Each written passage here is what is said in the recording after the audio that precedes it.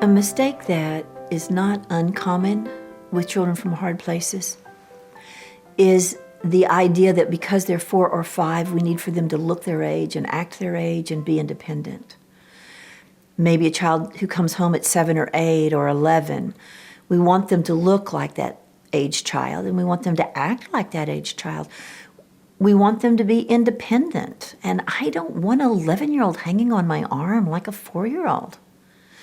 Now, there are a lot of features of this behavior that as we look at the research, we understand that if a child didn't learn to truly trust someone and be completely dependent, those parts of their brain didn't mature, and they didn't learn the skill for authentic independence, because authentic independence is an outcome of true dependence.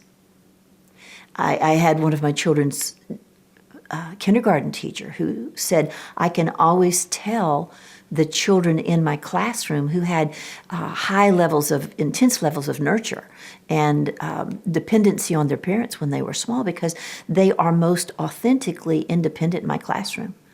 They're most able to play, and actually we know this from attachment research. Their children are most able to play with other kids without aggression.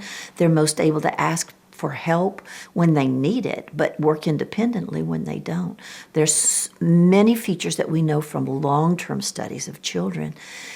If a child's brain and emotions, and really their spirit, their body, soul, and spirit, are designed to develop in the arms of intense nurture and attention and time. I mean, God's even set up a system where a child's hungry every 2 hours during the night for months. So I'm going to be giving intense dependency needs being met for those first few years of life. And out of that comes a child who can truly stand on their own little feet, can become independent, can become joyful in being able to connect deeply with people, but also be able to be content alone. That's our goal for our children. So the concept that you're too old to act that way, you need to act like a big boy. If I could ask parents to give that up, I would. So remember where they have come from. Remember that emotionally they didn't learn the tools for independence. They don't have the brain development for independence, and they don't have the trust of themselves and the world and you to work out in independence. They will need to be intensely dependent on you in the beginning. All the while you're nurturing them and loving them and teaching them life skills. But life skills are learned by children who can trust their caregiver.